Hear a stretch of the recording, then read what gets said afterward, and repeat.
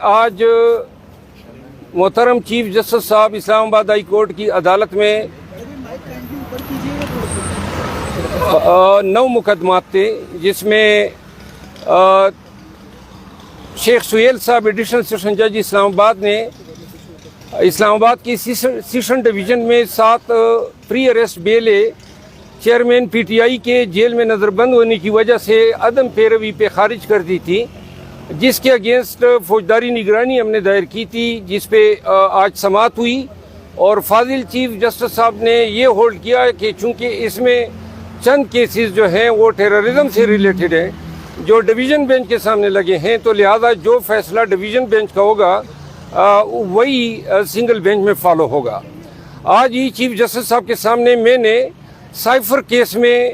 جو لا منسٹری کی نوٹیفیکیشن ہے، جس میں انہوں نے مقدمے کی سماعت اسلام آباد سے اٹک جیل منتقل کرنے کا حکم کیا ہے اور جس کو میں نے چیلنج کیا تھا، اس پہ دلائل جزوی طور پہ ہوئے۔ عدالت کے سامنے میرا استدلال تھا کہ ایسا کوئی قانون نہیں ہے جس کے تحت وزارت قانون یا کوئی این او سی دے سکتی ہے یا وینیو کے چینج کر کے دوسرے صوبے میں ٹرائل کے احکامات صادر کر سکتی ہے۔ میں نے بار بار کہا کہ جو پراسیکیوٹر صاحبان 3 پراسیکیوٹر ایف آئی اے نے انگیج کیے ہیں، بڑے نامی گرامی وکیل ہیں، میں نے کہا کوئی ایک قانون کا حوالہ دے دیں، اگر نہیں ہے تو پھر جو ہے اس میں عدالت عدالت جو ہے اس میں حکم امتناعی جو ہے صادر کر دے۔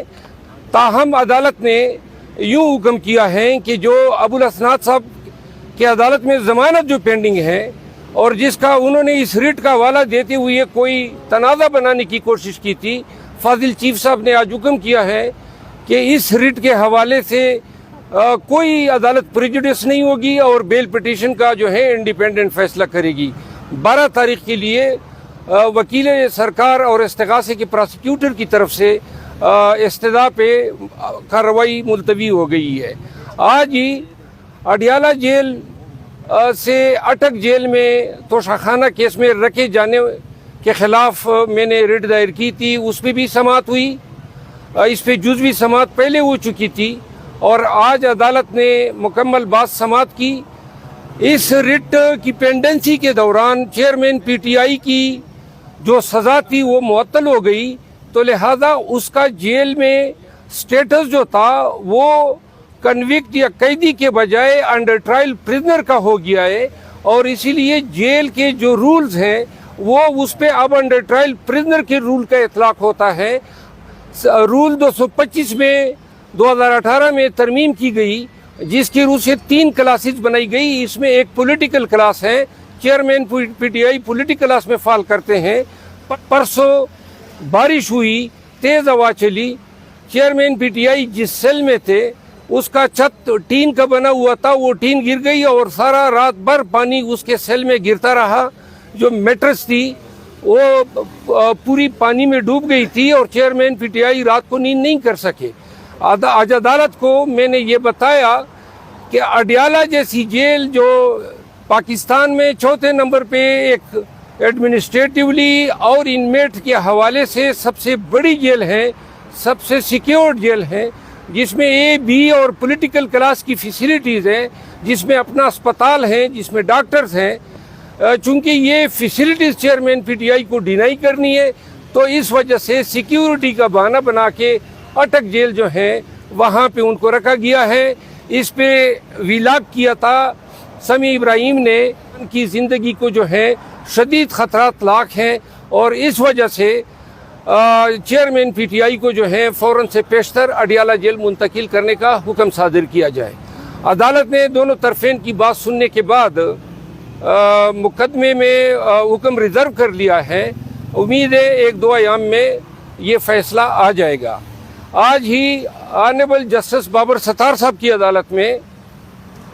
شاندانہ گلزار اور شہریار افریدی کی طرف سے جو کیسز 3 ایم پی او کے میں نے چیلنج کیے تھے اس پہ سماعت ہوئی۔ بابر اعوان صاحب بھی موجود تھے۔ آج کی سماعت کا خلاصہ یہ ہے کہ آج یہ انکشاف ہوا کہ اسلام آباد کی حکومت یعنی جو گورنمنٹ ہے اسلام آباد کی, جو چیف کمشنر کے نام سے عموماً جانی جاتی ہے, یہ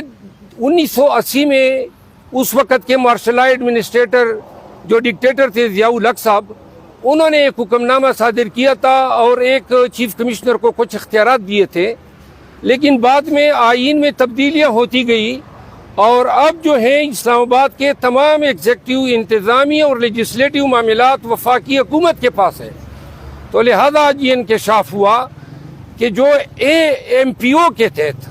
جو احکامات ڈپٹی کمشنر صادر کر رہا ہے وہ قانون 1965 میں بنا تھا, جب اسلام آباد بنا ہی نہیں تھا, نہ اسلام آباد کا کوئی انتظامی ڈھانچہ تھا, نہ کوئی اسلام آباد کا ڈپٹی کمشنر تھا, نہ کوئی ضلع تھا. تو لہذا یہ اختیارات کب ڈی سی اسلام آباد کو کس نے تفویض کیے, اس کا جواب ڈپٹی کمشنر اور چیف کمشنر اسلام آباد آج عدالت میں نہ بتا سکے.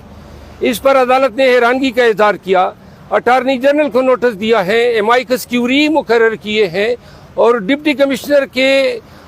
خود ساختہ اختیارات 3 MPO کے تحت پابندی لگا دی ہے کہ اب وہ اسلام آباد میں کسی بھی شہری کے خلاف,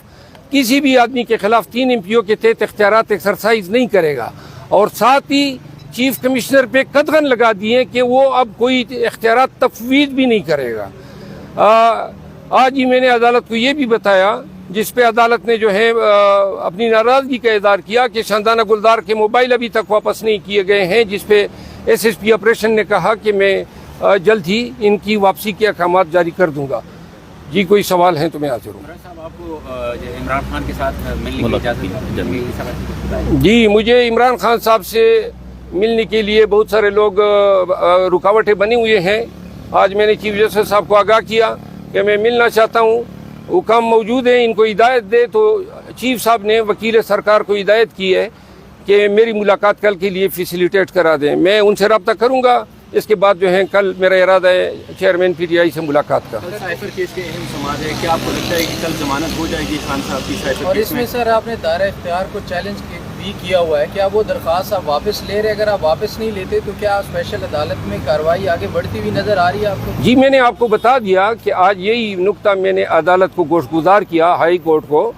کہ جو یہ ریٹ ہے, ریٹ کے پینڈنسی کے ساتھ ٹرائل کورٹ کا کوئی سروکار نہیں ہونا چاہیے. عدالت نے اسے اتفاق کرتے ہوئے اس کو منع کر دیا ہے کہ یہ ریٹ کی پینڈنسی جو ہے اس کے آپ کا کوئی تعلق نہیں ہے, آپ اپنی بیل کی پٹیشن ڈیسائیڈ